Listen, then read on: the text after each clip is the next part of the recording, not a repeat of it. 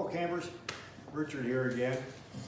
I got a question for you. Have you ever had sprained ankle, stubbed toe, or a blister? You know how difficult it is to get around when you got a problem with your foot.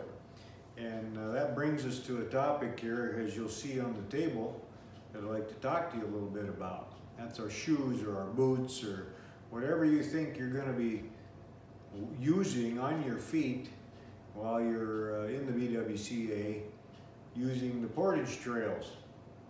So let's take a look. Starting at the first here, you'll see I've got some flip-flops. Not much to them, and probably not a good idea to use.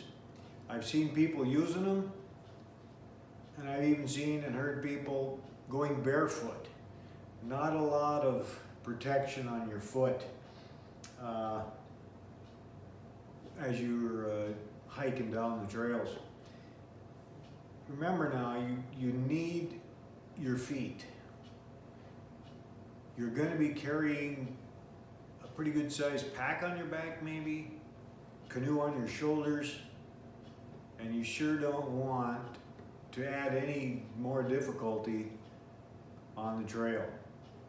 So make sure that you've got a good shoe on your foot. Here's some more, kind of another sandal type, open toe, a little more cushion for the foot, but still open toe, kind of dangerous. Another one, of course, that I've seen, open toe. You want to protect your toes. You don't want to damage your feet while you're on the trail.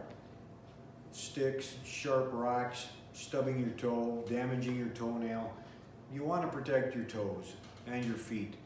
Here's another type that you see a lot. I think they're called Crocs, something to that effect. Of course, you can see that your foot is protected, your toe is protected, but they're very loose fitting. Not very comfortable really when you're out hiking. Any of these would probably be okay in town, at the city park, on the sidewalk, that type of thing. But the portage trails, not a good place to be walking with open-toed flip-flops and sandals and things like that. When you leave the boat landing and you get in the canoe and you make your journey, the further away you get from the boat landing, the more difficult the portage trails are going to be. A lot of rocks, sticks, logs, a lot more difficult. So keep that in mind. Real close to the boat landing and civilization, pretty easy trails. But the further away you get, the more difficult. So keep that in mind when you're choosing a shoe. Here's another type of shoe, I guess you could call it that. It's a water sock or sports sock or something like that. It's got good soles, good traction, not much for ankle support, but it's pretty good. It's made out of neoprene, can snug down pretty tight. Not a bad shoe in comparison to flip-flops. Here's another thing that you could add to these types of shoes is an insole. Gives you a little more support in the arch, some more cushion there on the heel when you're hiking with added weight on your shoulders and back. Not a bad thing to do. My personal favorite is this type of shoe here. It's an actual water shoe. Nice, good sole, nice and thick. A lot of good protection there. Your toe is protected. Water flows in and out fairly easy. You've got some strings to tighten the shoe up for you so that it's nice and snug. You want your feet to be protected by a nice snug shoe. slopping and slipping and sliding, you're going to get blisters. A lot of dirt get in your shoe, you can rub the skin raw. Try and avoid that at all costs. So make sure that the shoe is snug, because the trails will have mud puddles, they will have mud. You may even be walking through some bog, beaver dams, whatever the wilderness is going to dish out. You want to make sure that your shoes stay on your feet. You've probably happened to you. You step in a mud puddle, you take a step, and the mud holds your shoe. You step right out of your shoe, your flip-flop. Even a pair of tennies tightened up pretty good can get pulled off in the right kind of mud. So make sure you got a good snug fitting shoe. It's going to stay there. You got good arch support. Your toes are protected. And you're on your way to a little bit more comfortable portage.